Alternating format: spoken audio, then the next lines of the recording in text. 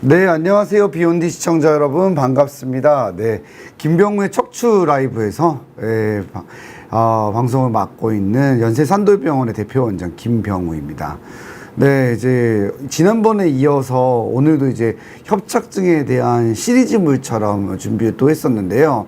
지난번엔 조금 어떻게 보면은 협착증의 기본 질병에 대한 이야기를 한 것 같아요. 그래서 황색인대 얘기가 되게 많이 나왔잖아요. 예. 요즘은 이제 환자분들도 또 시청자분들도 질병에 대한 이해도가 많이 높아졌기 때문에 조금 더 정확한 지식과 그리고 조금 수준이 있는 내용을 원하시는 것 같아서 지난 파트 1 시간에서는 황색인대의 구조와 그 다음에 왜 협착증 환자들이 통증을 이제 느끼게 되는지에 대한 기본적인 이야기를 먼저 진행을 했고, 오늘은 이제 이 수술이라는 거, 시술이라는 거, 이 종류들이 많잖아요. 환자의 입장에서 어떻게 결정을 해야 되는지 그런 거에 대해서 오늘 협착증 치료를 받기 전에 우리가 반드시 점검해야 될 것들 파트 2로 진행을 해보도록 하겠습니다. 자, 저희 김병호의 척추 라이브는 매달 둘째 주 목요일 오후 6시하고 수요일 오후 6시 이렇게 두 번 진행되고 있습니다. 많은 참여와 사랑 부탁드리겠고요. 항상 비욘디 시청자 여러분들의 구독과 좋아요는 저희들에게 큰 힘이 됩니다. 그리고 저희 산돌TV에서도 저희 병원 공식 또 유튜브 채널이거든요. 거기에서도 이제 많은 컨텐츠 준비되고 있고, 또 질문 다 고맙습니다. 저희가 그 질문을 토대로 해서 또 대답해 드릴게요. 안녕하세요. 여름이었다니 반갑습니다. 왕 기다렸어요 라고 하셨는데, 아유, 저도 기다렸습니다. 네, 여름이에요. 지금 스튜디오도 진짜 너무 더워져 가지고 저희가 지금 이제 에어컨을 하나 더 털고 있는데 조명이 있다 보니까 여름에 더 더워지는 거예요. 척추질환 무섭죠? 맞아요. 여름이었다님. 무섭습니다. 네. 척추질환이 재발도 많고 관리도 많이 필요한 병이고, 그러다 보니까 국민적인 관심도가 굉장히 높은 질환입니다. 그래서 이제 방송도 많고요. 또 이제 환자 입장에서는 어떠한 병원을 선택해야 될지, 또 어떤 치료를 해야 될지도 좀 이게 굉장히 어려워요. 어렵고, 또 우리가 이제 방송을 잘 보시다 보면 저희 비욘디는 공익적인 느낌의 정말 올바른 의학 지식을 전해드리려고 하는 이런 이제 이 목표가 있는데요. 사실상 또 방송을 보시다 보면은 약간 좀 이것만이 치료다라는 형태라든지 한쪽으로 편파되어 있거나 약간 상업적 성향을 띠는 문구들도 많은 건 사실입니다. 그런 부분에 대해서는 조금 짚고 넘어가야 될 부분도 있을 것 같고, 솔직한 이야기들도 같이 나눠보기로 할게요. 제니님 안녕하세요. 다시 보기로 자주 보셨다고요? 실시간 처음 들어오신다 그러는데, 우리 PD님들한테 얘기를 하고 이 실시간 참여자에 대한 이 베네핏을 한번 줘야 되지 않을까요?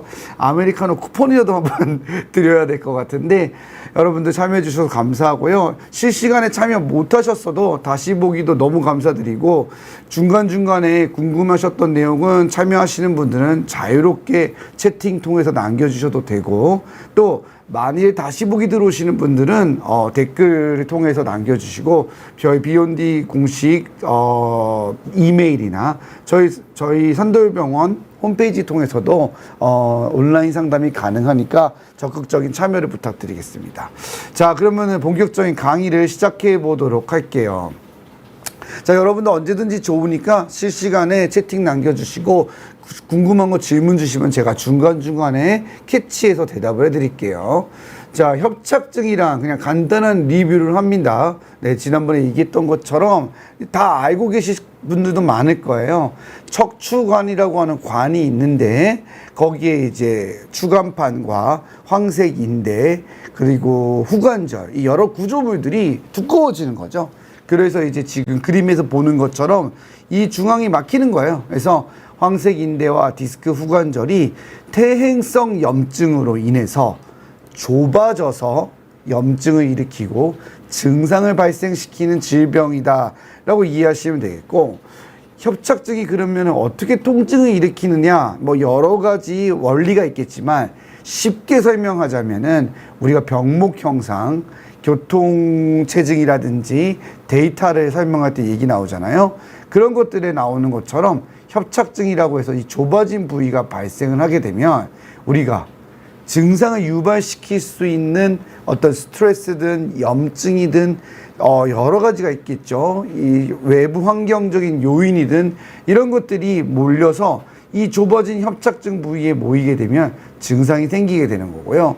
수술이 되었든 약물이 되었든 이 좁아진 부위에 어느 정도의 압력이 감소하게 되면은 치료 후에 증상 개선을 보일 수 있는 것이 바로 협착증입니다. 이렇게 해서 통증을 일으키는 원리라고 이해를 하시면 될 것 같아요. 근데 여러분들이 보시면 협착증은 병이 아니다 라고 하는 걸 자주 보게 돼요. 우리가 이제 협착증이라고 해서 인터넷에다가 검색을 해보거나 아니면 이제 유튜브 검색을 하거나 아니면 이제 서점에 가서 책을 보아도 협착증은 병이 아니다 라고 하는 문구 혹은 이와 유사한 내용의 책이나 또 기사, 컨텐츠 이런 것들 굉장히 많이 볼 수 있어요. 그러면서 이제 자주 등장하는 말이 60세가 넘으면 10명 중에 8명이 협착증이 생긴다. 여름이었다님이 이제 띠용 하셨는데, 네, 굉장히 자주 접할 수 있는 내용이에요. 네. 그리고 또, 협착증의 80% 가까이 환자는 아픈지도 모르고 산다. 이런 말들을 굉장히 자주 접합니다. 그런 경우가 많고, 또 실제로 진료실에서도 이렇게 설명을 주시는 교수님이나 원장님들이 많으세요. 그래서 여러 선생님들이 또 이런 이야기 듣다 보면 환자들이 헷갈립니다. 예. 그럼 협착증은 병이 아니다? 그러면서 이제 정상적인 노화의 과정이다. 협착증은 정상적인 노화의 과정이지 이건 질병이 아니다. 예. 주름살 생기잖아요. 나이가 들면. 주름살이 병입니까? 라고 설명을 하면서 요렇게 협착증은 치료가 필요 없다라고 설명하시는 선생님들도 실제로 정말 많이 계세요. 자, 그런데 이제 이런 근거가 되는 것은 왜? 그럼 이 선생님들이 그냥 자기 생각 말하는 건 아닐 거 아니에요? 정말로 근거가 있는 얘기냐? 네, 근거가 있는 얘기기는 해요. 가장 유명한 연구가 와카야마 스파인 스터디라고 하는 일본 사람들이, 일본 학자들이 한 연구인데 코호트 연구예요. 코호트 연구란 뭐냐? 일정 환자든 혹은 우리가 표본 집단이라고 하는 그냥 정상적인 인구 집단, 그 사람들을 모아서 추적 검사를 하는 거예요. 계속 몇 년간 관찰을 하는 거예요. 그런 걸 코호트 연구라고 하는데, 이 코호트 연구는 역학조사에서 특히 질병의 발생과 어떤 예후 자연 경과를 보를 때 가장 설명하기 좋은 모델이에요. 계속 관찰하는 거잖아요. 이 사람들이 어떻게 되는지. 그래서 이 와카야마 스파인 스터디라고 하는데 이 지역을 중심으로 해갖고 코호트가 구성이 되고 여러 가지 척추관절 질환에 대해서 진행을 했어요. MRI도 찍고. 예, 상당히 공을 들인 연구예요. 여기서 보았더니 참가자의 77.9%가 협착증인 거예요. 한 80%에 육박하죠. 대부분 협착증이 있었던 거죠. 나이가 있는 사람들의 코호트니까 그렇겠죠. 그리고 참가자의 30.4%, 3분의 1이 중증 협착증으로 진단이 됐어요. 협착증인 거예요. 협착증. 근데 임상 증상과 관련이 있는 사람은 상당히 적고 17.5%만, 이 중에서 17.5%만 증상이 있는 거예요. 그러니까 상당수가 무증상인 협착증이다 라는 게 이제 알려진 거예요. 그러면서 이와 비슷한 연구와 이것을 뒷받침해 줄 수 있는 다양한 이런 연구가 또 나타났어요. 그러면서 야, 협착증은 치료를 서두를 필요가 없다. 그리고 질병이 아닐 수 있는 것이다 라는 이야기가 대두되기 시작한 거죠. 그걸 근거로 해서 상당히 많은 선생님들이 협착증은 병이 아니다 라는 형태로 설명을 하시는 분들이 있어요.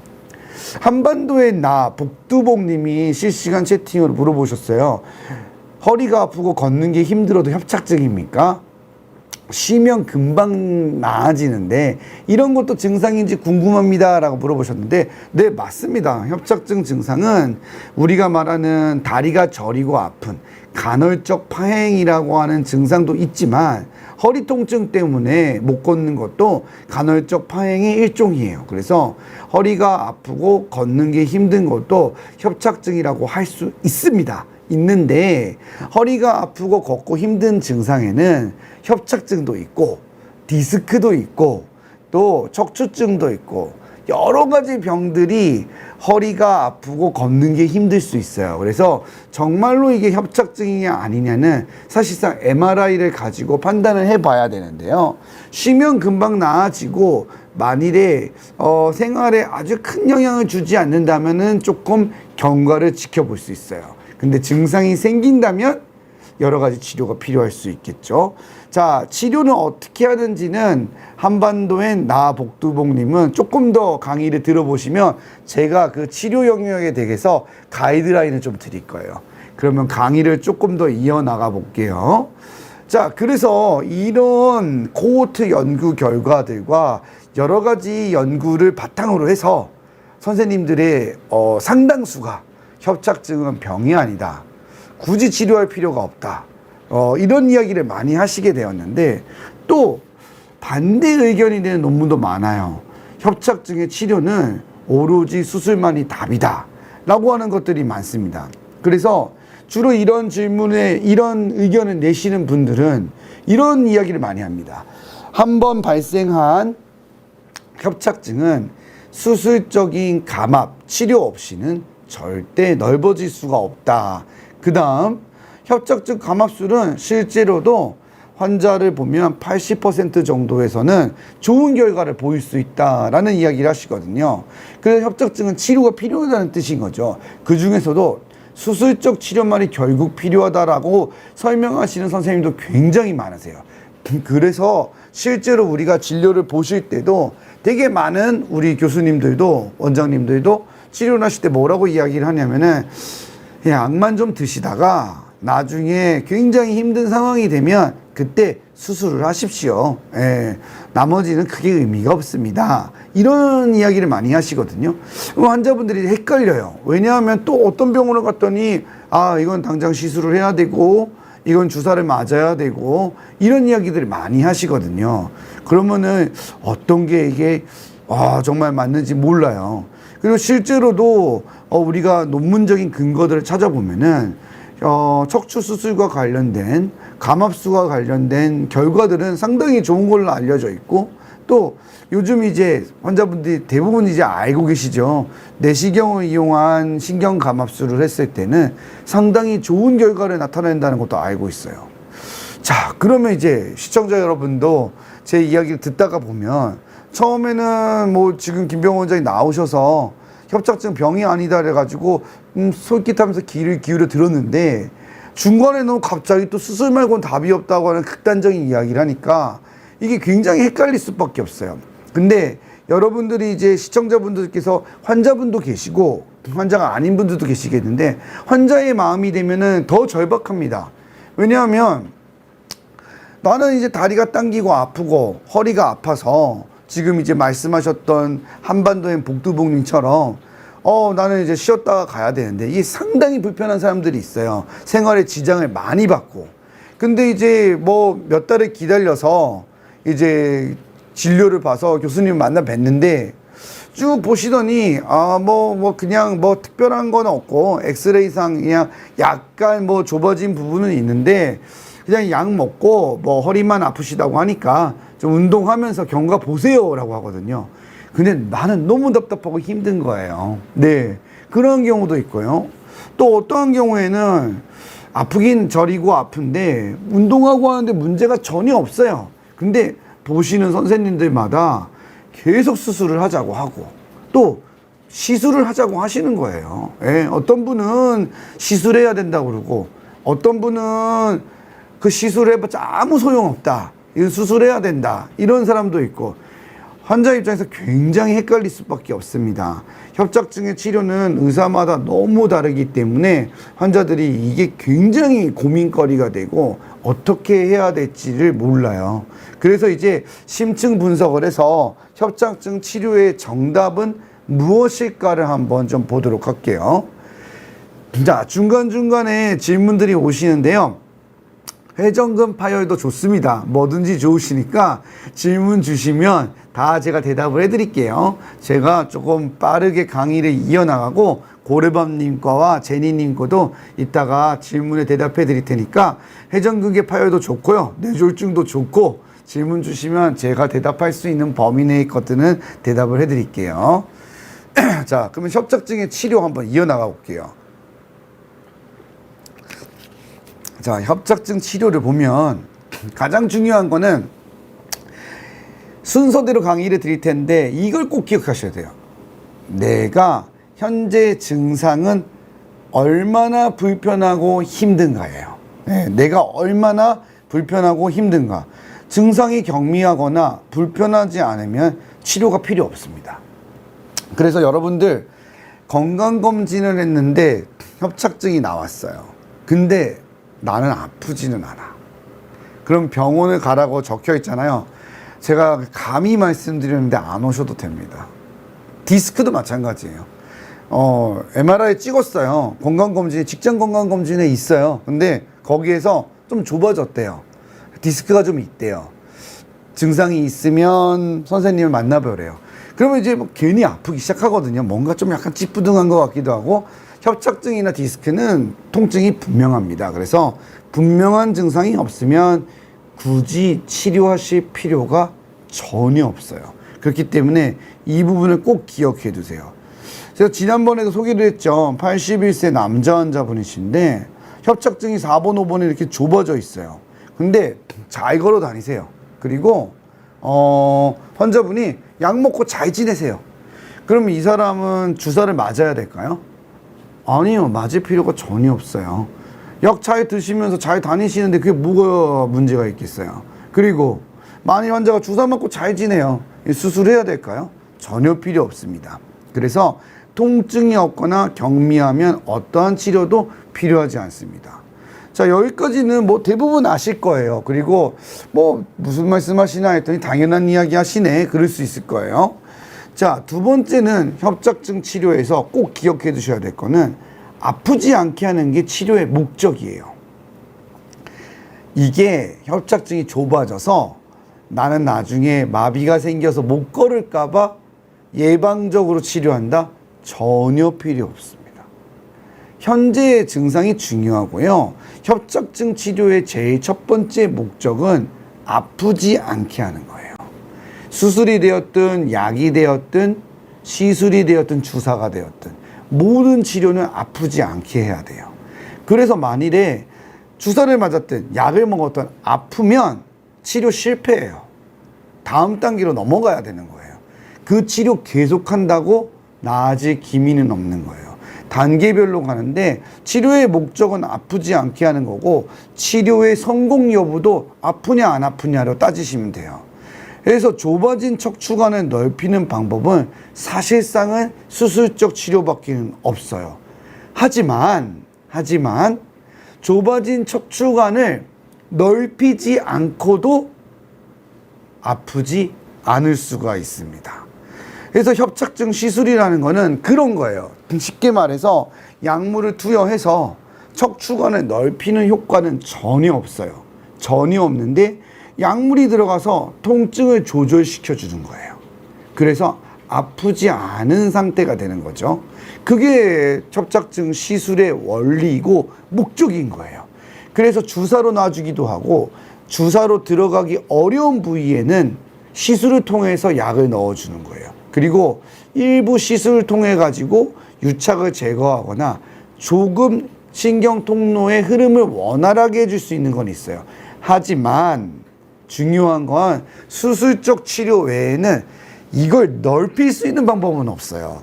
그래서 비수술적 치료나 시술로는 좁아진 척추관이 넓어지지는 않습니다. 풍선 확장술이 되었든 뭐 추간공 확장술이 되었든 수술이 아닌 방법은 어떠한 방법으로도 척추관을 넓힐 수는 없어요. 근데 척추관을 넓히지 않아도 통증이 없으면 그만이고 시술로 통증을 없게 만들어 드릴 수 있습니다. 그래서 어떤 치료든지 간에 아프지만 않게 만들면 성공적인 치료인 거예요. 굳이 안 넓혀도 안 아프면 치료가 잘 된 것이기 때문에 안 하셔도 되는 거예요. 이 부분을 굉장히 많은 환자분들이 진료실에서 헷갈려 하세요. 뭐라 그러냐? 난 이걸 넓혀야 되겠다. 그래서 나는 약도 먹기 싫고 주사도 맞기 싫다. 그건 굉장히 무모한 행동 중에 하나입니다. 왜냐하면 주사나 약을 먹고도 척추관을 넓히지 않았지만 통증이 조절되면 굳이 수술적 치료를 할 필요가 없기 때문이에요. 자, 71세 여자 환자분인데 비슷한 협착증으로 왔고 좁아졌어요. 4번, 5번에 좁아져 있죠. 근데 척추 시술을 했더니 이 사람이 증상이 매우 좋아졌어요. 혹은 신경주사를 2-3번 맞았더니 좋아져서 현재 불편하지가 않아요. 그러면 어떻게 해야 될까요? 다시 아플 때까지는 치료가 필요하지 않습니다. 이 점을 꼭 기억해 두시면 돼요. 다시 아플 때까지는 치료가 필요하지 않습니다. 자, 그러면 선생님들마다 이 치료가 왜 다른 걸까요?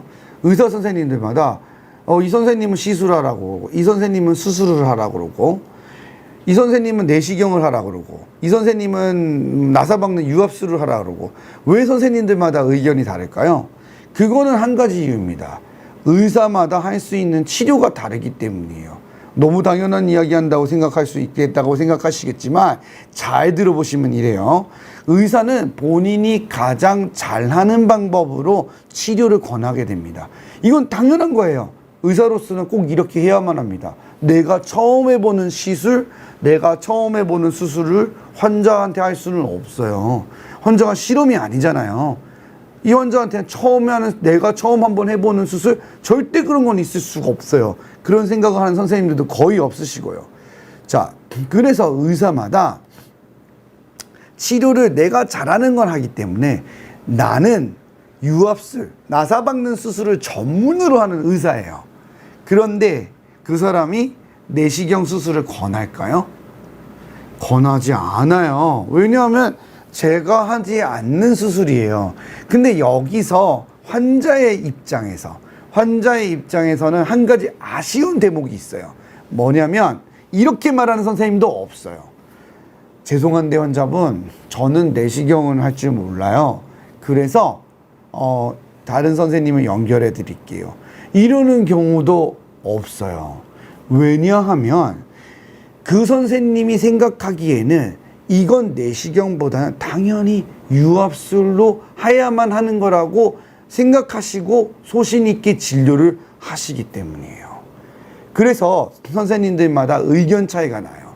그래서 저의 개인적인 생각은 환자 입장에서는 가장 환자한테 어떻게 보면은 유리하고 도움이 될 만한 의사는 여러 가지 치료 방법을 다 할 줄 아는 선생님이에요. 주사, 시술, 내시경, 개방형 수술, 유압술 전부 다요. 그러면 환자 입장에서는 이럴 때는 내시경을 하고 이럴 때는 유압술을 하고 요 상의가 할 수 있는 거예요. 근데 아쉽게도 그런 거를 전부 다 하시는 선생님이 흔하지가 않습니다. 그러다 보니까 여러 선생님을 두고 있는 병원이 있거나 아니면은 자기가 생각하는 본인의 그 진료 철학에 의해서 소신껏 진료를 하시게 됩니다. 그래서 시술만 하는 의사도 수술을 고려하지 않습니다.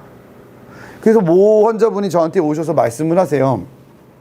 이 MRI를 가지고 가서 수술을 하는 건 어떻게 했냐. 나는 다른 병원에서 시술을 했는데 효과가 별로 없다. 예. 그래서 수술을 하는 건 어떻게 했냐 했더니 그 선생님께서는 원장님이 그러시는 거예요. 이거 수술하면 큰일 납니다. 허리 못 쓰게 됩니다. 예. 수술하면은 안 돼요. 큰일 나요. 의사들이 자기 가족 수술하겠어요? 그럼 이 정도 얘기까지 나오면 누가 환자가 수술하고 싶겠어요? 예.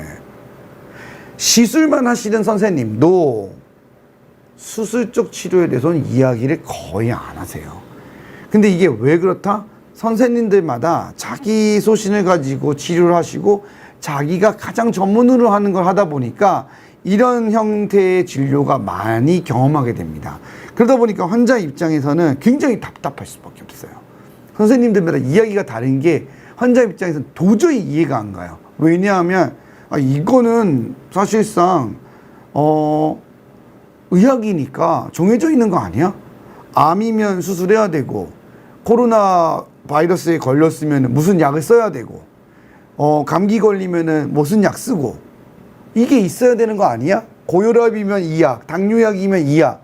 근데 이게 통증과 관련된 질병이다 보니까 정말로 저희가 의학적으로도 답을 내드릴 수가 없어요. 왜냐하면 시술로도 좋아지는 환자가 있고 또 시술로 실패해서 수술만이 답인 환자도 있어요. 그래서 절대로 저희가 의학적으로 의대생이라든지 전공이라든지 수련을 받는 의사에게는 협착증은 이게 답이다 라고 가르칠 수가 없습니다. 그래서 환자의 여러 가지 요소를 고려해서 여러 가지 요소에 의해서 근거하여 가장 이득이 될 만한 치료를 할 수 있어야 돼요. 그래서 협착증 치료가 그래서 어렵습니다. 자, 그러면서 뭐라고 그러냐면 협착증은 단계별로 치료를 하고, 자 1단계부터 막 몇 단계가 있어요. 병원마다. 어떤 병원은 5단계, 3단계, 10단계 막 많고 우리 병원은 이렇게 치료를 한다 써져 있어요. 그래서 단계별로 모든 치료를 하면서 협착증은 치료해야 된다라고 설명하시는 선생님들도 많아요. 물론 좋은 말입니다. 정말로요. 단계별로 모든 종류의 치료를 비수술부터 수술까지 한다면 좋을 수 있습니다. 만약에 저는 개인적으로 제가 협착증이라면 그렇게 할 것 같아요. 약 먹어보고 주사 맞아보고 시술도 종류가 몇 개 있잖아요. 이 시술 저 시술 그 다음에 마지막에 정말로 안 되면 내시경 수술 이후에도 또 안 되면 유압술 이런 식으로 단계별로 할 텐데 여기서는 환자 입장에서 현실적으로 시간과 비용의 문제가 발생하게 돼요. 그 치료를 하는 동안 들어가는 막대한 비용이 들게 되고요. 또 시간이 발생해요.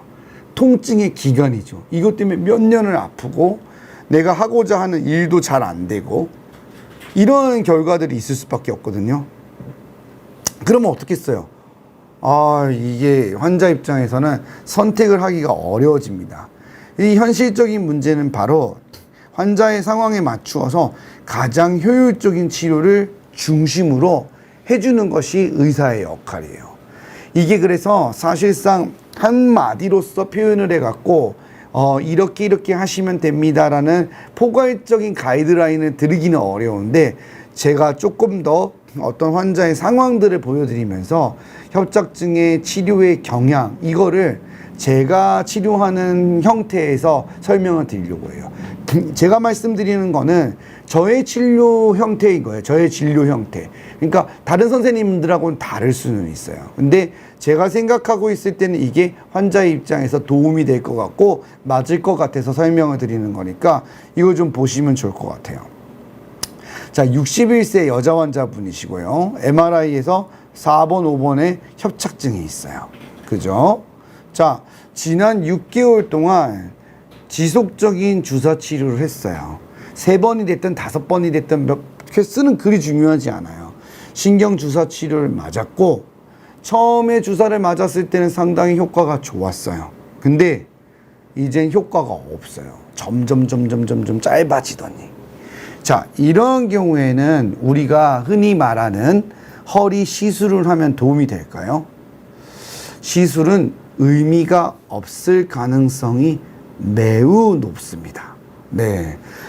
MRI상에서도 중증 협착증이 있고요. 환자는 지금 현재로서는 계속적인 단계적인 비수술을 받아온 거잖아요. 시술을 안 했다 하더라도. 하지만 의미 있는 신경치료를 쭉 했는데 점점 짧아진다면은 시술은 의미가 없을 수 있습니다. 근데 여기서 변수가 있어요. 지금 제가 MRI에서 중증 협착을 보여줬어요. 그러니까 확 좁아져 있는 게 있죠. 근데 사진을 찍어 보았더니 협착증이 그리 심하지 않아요. 협착증이 그리 심하지 않아요. 그때는 시술이 의미 있을 수 있어요. 주사로는 뭔가 포인트를 잘못 잡았던 거죠. 하지만 중증 협착증에서 지속적인 의미 있는 신경 치료를 했는데도 점점 효과가 짧아진다면 시술은 의미가 없을 수도 있다. 협착증은 심할수록 보면 통증과 장애가 심해지는 경향이 있어요. 근데 가끔씩 우리가 예상을 뛰어넘는 환자들이 있어요. 협착증이 심한데 통증과 장애가 별로 없거나, 협착증이 심한데 아까 말했던 의미가 없을 것 같았는데 시술을 해서 효과를 보이는 일부 환자들이 있어요. 그 환자들이 100명 중에 1명이면 의사들이 고민을 안 하겠죠. 그렇지는 않아요. 생각보다 꽤 돼요. 러프하게 보면은 한 20-30% 돼요. 중증 협착증이어서 야, 이거는 뭐 수술 말고는 뭐 답이 없다라고 했는데, 예, 아까 제가 설명드렸던 그런 수순에서 수술을 하지 않고 시술을 했는데 나아지는 경우도 있어요. 이게 협착증이 환자도 의사도 어렵게 만드는 거죠. 하지만 협착증은 심할수록 이러한 경애를 보이고요. 일반적으로 협착증은 심할수록 비수술적 치료의 효과가 감소하는 경향이 있어요. 이거는 기억해 두시면 좋아요. 일반적으로. 근데 완전히 정비례를 하는 게 아니에요, 여러분. 이게 굉장히 어려운 거예요, 협착증이. 자, 그렇다면 우리가 계속 말하고 있는 중증 협착증의 비수술적인 치료는 그럼 어떻게 해야 될까? 중증 협착증의 비수술적 치료는 제일 처음 하는 신경치료, 제일 처음 하는 시술은 상당히 효과적이에요. 제일 처음 하는 시술, 제일 처음 하는 신경주사는 상당히 효과적이에요. 이거는 중증 협착증에서도 그래요. 일반적으로 그래요. 아무것도 안 해본 환자예요. 약만 먹었고 아무것도 안 했는데 상당히 효과적이에요. 근데 여기에서 맹점이 있어요. 그 시간이에요. 지속 시간. 얼마나 가느냐는 거죠. 상당한 비용을 들여가지고 시술을 했어요. 근데 3개월 갔네? 그럼 환자 입장에서 이건 치료 실패예요. 그렇죠. 3년 동안 아프지 않았으면은, 난 그래도 시술로 3년 버텼다라고 생각할 수 있겠죠. 근데 이것도 상대적이에요. 어떤 환자는 그 의사 선생님이 시술로는 평생 안 아플 것처럼 얘기했는데 다시 아프면 3년 있다가 아파도 굉장히 마음이 불편합니다. 그래서 중증 협착증은 이런 변수가 있다는 것을 꼭 기억해 두고요. 신경주사를 의미 있게 맞았는데도 점점 짧아진다면 중증 협착증에서는 시술은 효과가 없을 수가 있습니다. 자, 근데 여기서 여러분 아셔야 될 게 있어요. 시술이라는 게 뭐죠? 제가 말하는 시술은 비수술적 치료를 말하는 거기 때문에 내시경부터는 수술인 거예요. 이것도 꼭 기억해 두셔야 돼요. 내시경을 시술이라고 말하는 선생님들도 많고 그렇게 이해하시는 환자분들이 많아서 협착증 시술에 내시경이 있는데 그럼 내시경 수술입니다. 실제로 넓히는 거기 때문에. 그래서 제가 말하는 협착증 시술은 신경 성형술이나 고주파나 풍선 확장술이나 추간공 확장술이나 여러 가지 기구를 이용해서 약물로 치료하는 중재적인 시술을 말하는 거예요. 자, 언제 그러면 이 시술을 해야 되느냐? 비교적 초기 단계의 협착증. 이거는 수술을 하면 안 돼요. 예. 내시경도 협착증 수술을 할 때, 내시경 수술을 할 때도 초기 단계의 것은 할 필요가 전혀 없어요. 네.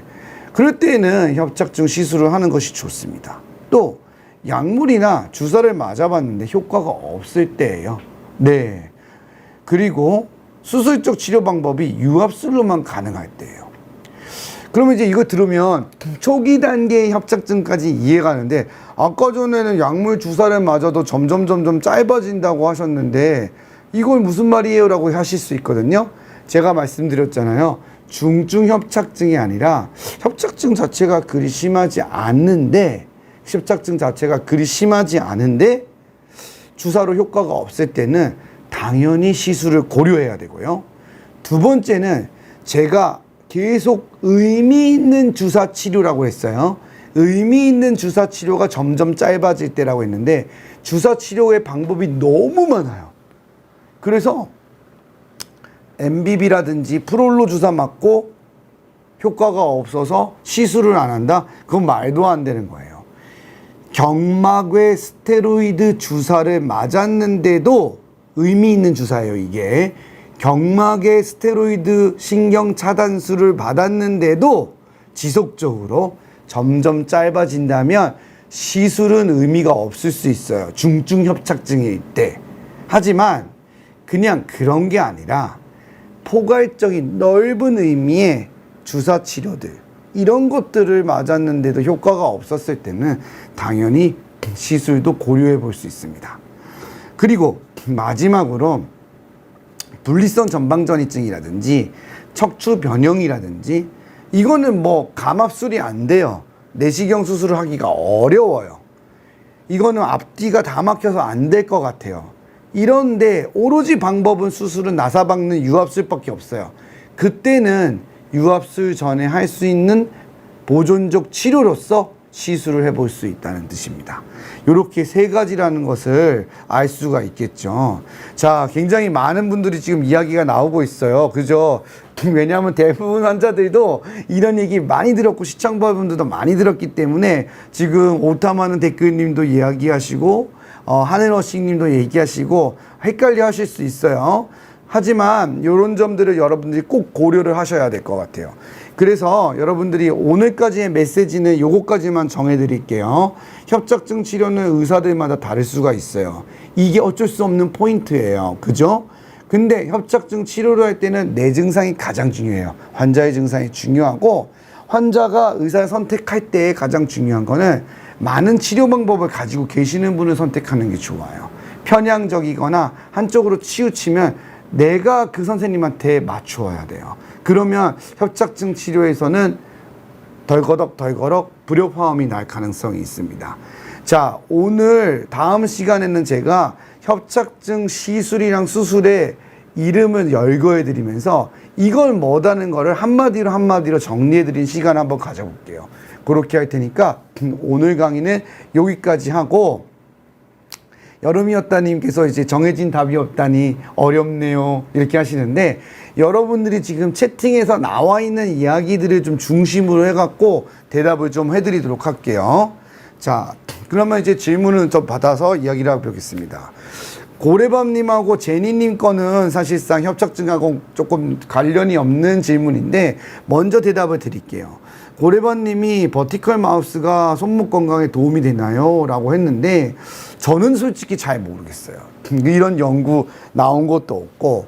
근데 연관이 있기는 있어요. 왜냐하면 마우스 때문에 손목의 통증이 상당히 많이 생깁니다. 근데 마우스만으로는 생기는 것 같지는 않아요. 이건 제 견해예요. 내가 마우스 외에도 다른 걸로 손목을 쓰는 경우가 많아요. 그중 대표적인 게 운동이에요. 골프, 배드민턴, 검도, 탁구, 수많은 운동들이 손을 사용하게 됩니다. 그죠? 그리고 또 하나는 내가 작업하는 거예요. 내가 수술하는 의사도, 저도 손목 건강이 매우 나쁘거든요. 매번 계속 손으로 수술을 하기 때문에 이런 경우에도 문제가 오겠죠. 내가 요리를 하는 요리사예요. 아니면 내가 물건을 다듬거나 할 때 손으로 작업을 많이 해요. 그럴 수 있겠죠. 그래서 손목 건강은 복합적인데 저는 개인적으로는 모르겠어요. 버티컬 마우스가 예방할 수 있다는 건 잘 모르겠는데 제 환자분 중에서 그래픽 디자인을 하시는 분들은 많이 사용하시는 것 같아요. 확실히 낫다고는 하시더라고요. 개인적으로는 저는 큰 차이를 느끼지는 않기는 한데 뭐 요거는 제가 정답을 이야기 드리긴 좀 어렵고 제 견해만 말씀을 드렸어요. 자, 다음은 제니님 거 오빠 이야기네요. 네, 복싱을 취미로 하다가 회전근개 파열이 왔어요. 수술 안 하면 안 된다는데 자연치료. 자, 이것도 굉장히 어려운 질문이면서 척추랑 너무 비슷해요. 회전근개랑 어깨 질환은 제가 보기엔 부위만 다르지 사실상 척추랑 굉장히 닮은 꼴이거든요. 끊어진 거는 수술적으로 연결하지 않는 이상은 자연적으로 붓기는 굉장히 힘들어요. 예, 그리고 딱딱해지고 더 파열될 가능성이 높습니다.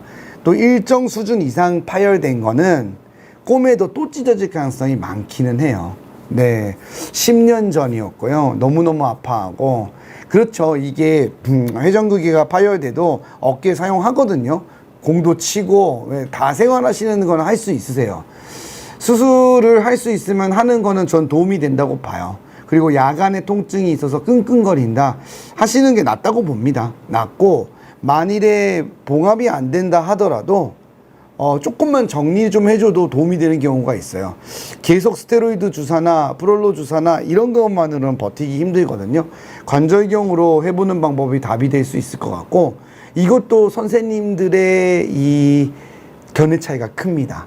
그리고 실력 차이도 커요. 그래서 어깨를 좀 잘하시는 선생님들하고 상의를 하시면 좋을 것 같아요. 자, 다음 질문을 한번 이야기를 해보겠습니다. 자, 여름이었다님, 오타 많은 댓글님들이 이야기해 주신 것들도 있는데, 자, 제 중간에 보면 오타 많은 댓글님께서 이런 얘기를 해주셨어요. 질문은 아닌데, MRI를 찍었어요. 찍어가지고 가지고 갔는데, 초기에 확실히 원인을 알고 접근하는 것이 좋은 것 같고, 현명한 것 같고, 시술이나 수술 안전하게 시술이고 드라마틱한다고 하는데 그거 먼저 한다고 복불복이다. 뭐 이런 말을 하셨어요. 네, 그 이야기에 대해서 제가 대답을 드리자면 그래요. 일단은 시술은 아까 이야기했던 것처럼 효과에 있어서 환자 차이가 있을 수 있어요. 일정 수준으로 나오지는 않아요. 아까 말했던 것처럼 중증 협착증에 주사의 치료 기간이 점점 짧아지는 사람은 제가 보기엔 감압술을 했을 때는 상당히 큰 효과가 있어요. 예, 근데 이런 사람들은 시술이 효과가 없는 경우가 분명히 있을 수 있어요. 근데 중요한 거는 협착증의 정도예요. 협착증이 환자분들이 아주 심한데 아픈 사람도 있지만 조금 경미한데 아픈 경우도 있어요. 그러다 보니까 선생님들마다 의견 차이가 생기는데, 그게 어떻게 설명을 드리냐면은, 자, 요게 신경이라고 치면 요거를 콱 누르고 있는 게 중증 협착증이겠죠. 근데 제가 비유로 설명을 드리는 거예요. 요렇게 꼬집듯이 신경이 낑겨 있는 경우도 있어요. 그러한 경우에도 상당히 아픕니다. 근데 이러한 경우에 보면 사실상 수술적 치료를 보다는 비수술이 선호되는 경우가 상당히 있어요. 왜 제가 그런 이야기를 하냐면은, 수술은 내시경이라고 하더라도 주홍글씨처럼 흔적을 남겨요. 한번 하면 돌이킬 수 없는 비가역적인 변화를 갖습니다. 시술은 만일에 효과가 없으면 또 수술을 할 수 있어요.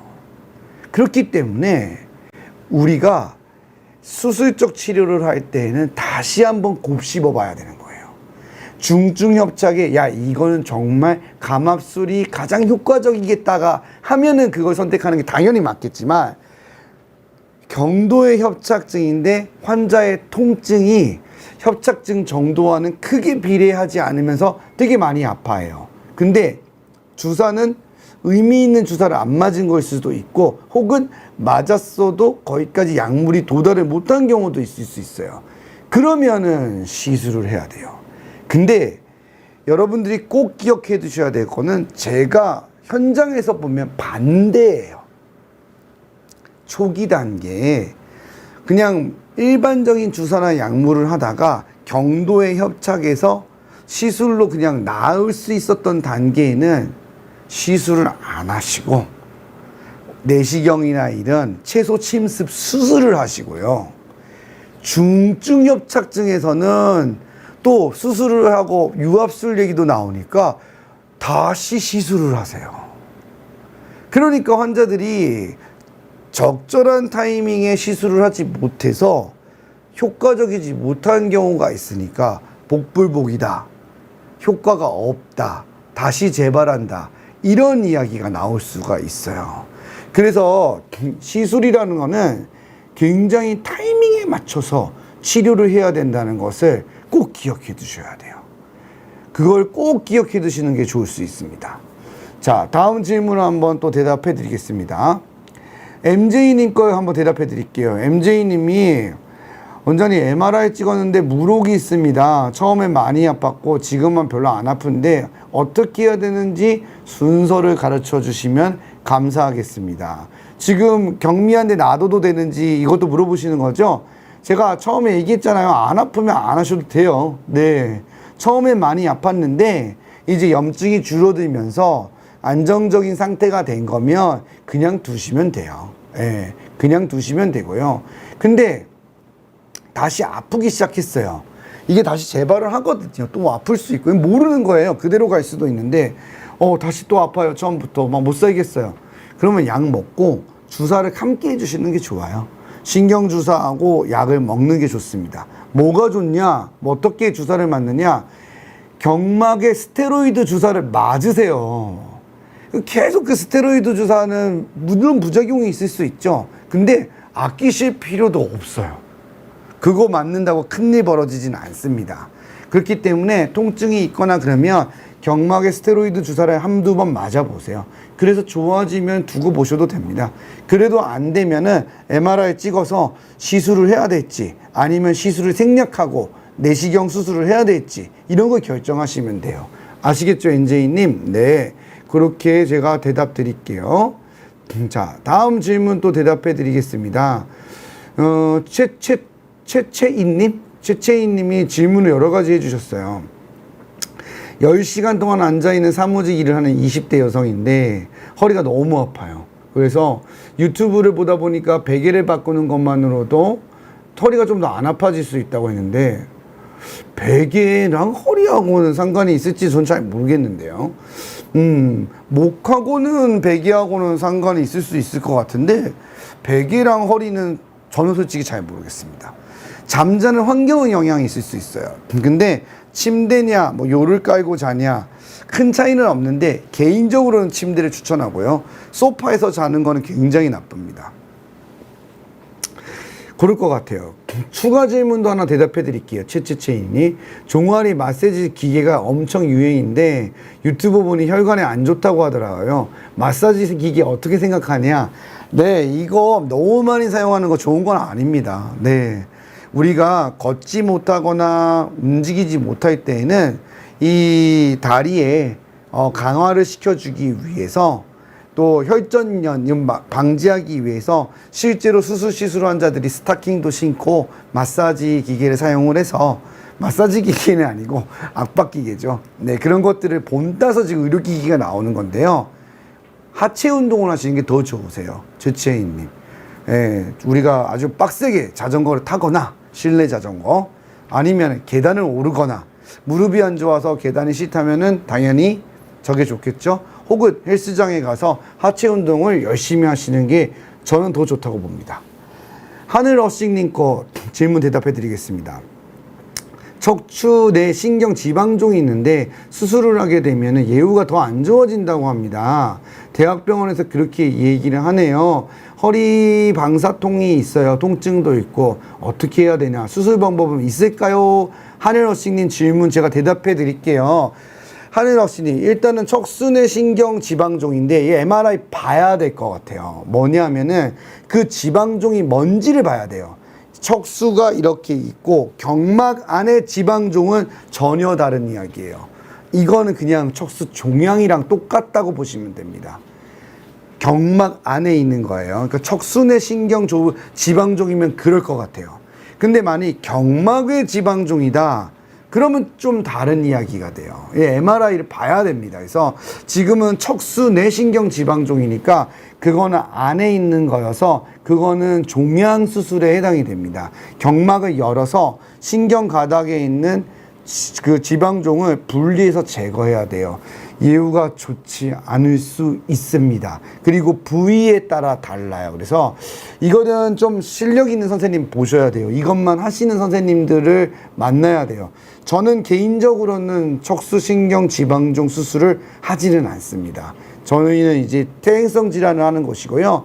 대학병원에서 하셔야 돼요. 이거는요. 그리고 빅5를 가시는 게 맞다고 저는 개인적으로는 생각은 드는데, 그래도 이제 선생님들마다 경험이 많으신 선생님들이 많으시니까 한번 이 척순의 신경지방종은 유경험자랑 실력 있는 선생님을 추천받아서 가시는 거를 설명드릴게요. 하지만 이 지방종이 다른 곳에 있으면 또 얘기가 전혀 달라집니다. 그래서 이거는 사실 정확한 이야기는 MRI를 봐야 돼요.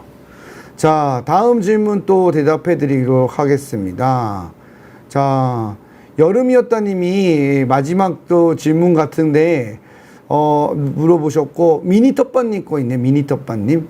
네, 여름이었다님 아까 질문에 대답을 해드린 것 같아서 제가 미니텃밭님 걸로 마지막 마무리를 해볼게요. 네, 지금 이제 50분이 다 됐어. 5번, 6번, 그러니까 마지막 디스크라는 얘기겠죠. 탈출된 지 1년이 넘었고 발가락과 발바닥 사이에 뭔가 붙어있는 방사통이 아직도 그대로입니다. 말초신경병증인지요? 근전도 검사해봐야 될까요? 감각신경은 오래 걸린다는데 계속 이런 증상이 있어도 혈관 쪽에는 문제가 없을까요? 자, 제가 대답해드리겠습니다. 이것도 이제 환자 진료를 통해서 대답하는 게 맞아요. 그냥 통상적인 경우를 예를 들어서 얘기하는 거예요. 자, 디스크가 터졌어요. 탈출됐다니까 터졌다고 가정을 하겠습니다. 수술을 했든 자연 치유가 되었든 어찌 되었든 지금은 좀 좋아져서 발가락과 발바닥에 뭔가 붙어있는 느낌이 들어요. 이거 오래 갑니다. 굉장히 오래 가요. 그리고 후유증처럼 남는 경우도 있습니다. 1년이면은 좀 더 기다려 봐야 돼요. 만일에 방사통도 없고 다른 건 다 좋아졌어요. 근데 정말로 발이 이렇게 있으면 요 끝이나 환자분님은 발등 이런데 그냥 좀 무감각하거나 뭐가 붙어 있는 것 같다고 하거든요. 그러면 사실상 이거는 좀 많이 오래 가요. 근전도 검사는 해보면 도움이 됩니다. 하면 시간이 오래 지났기 때문에 요추신경 뿌리병증으로 나오는지 말씀하셨던 말초신경병증, 소섬유신경병증 이런 것도 판별이 가능합니다. 또 당뇨가 있거나 지병이 있으면은 그것 때문에 생길 수 있는 신경병증도 있기 때문이죠. 구별을 해볼 수 있기 때문에 1년 넘어서 해볼 수 있는 검사입니다. 혈관적 문제가 있냐고요? 있을 수는 있겠죠. 없다라고 말을 할 수는 없겠지만 빈도로 봤을 때는 당연히 척추질환이 많고요. 척추질환이 많고 또 지금 우리 미니텃밭님의 병력을 봤을 때 지금 디스크 탈출이 있었잖아요. 그러면 질병의 연관성과 흐름을 보았을 때는 혈관 쪽보다는 이쪽 가능성이 더 있지 않을까 싶습니다. 하지만 요즘은 혈관 통증에 대해서도 연구가 활발해지고 있고 임상적인 영역이 많이 확대되고 있어요. 그래서 제가 혈관 시술을 하지는 않아요. 그렇기 때문에 이 부분은 또 전문의랑 상의하는 게 좋을 것 같아요. 저는 항상 제가 안 하는 건 말씀드립니다. 저는 잘 모르는 거니까. 아무튼 영역이 확대되고 있는 건 맞아서 한번 상담해 보시는 것도 좋을 것 같습니다. 자, 좋습니다. 이제 그러면 정리를 해드리는 시간을 갖도록 하겠습니다. 네, 오늘도 많은 질문 주시고 많이 참여해 주셔서 너무너무 감사합니다. 다음 시간에는 파트 3로 해가지고 협착증 전에 점검해야 될 것들을 제가 한번 마지막으로 정리해보는 시간 한번 가져볼게요. 그렇게 해서 협착증은 이야기를 하려면 끝도 끝도 없거든요. 그러다 보니까 이렇게 나누어서 하게 되었는데 다음에도 케이스별로도 정리해가지고 많이 물어보시는 내용들에 대해서 대답 드리도록 하겠습니다. 자, 항상 감사드리고요, 여러분. 마지막 공식 인사를 하고 마무리를 짓도록 하겠습니다. 자, 여러분, 오늘도 통증 없는 밤 되세요. 굿밤 되세요. 안녕.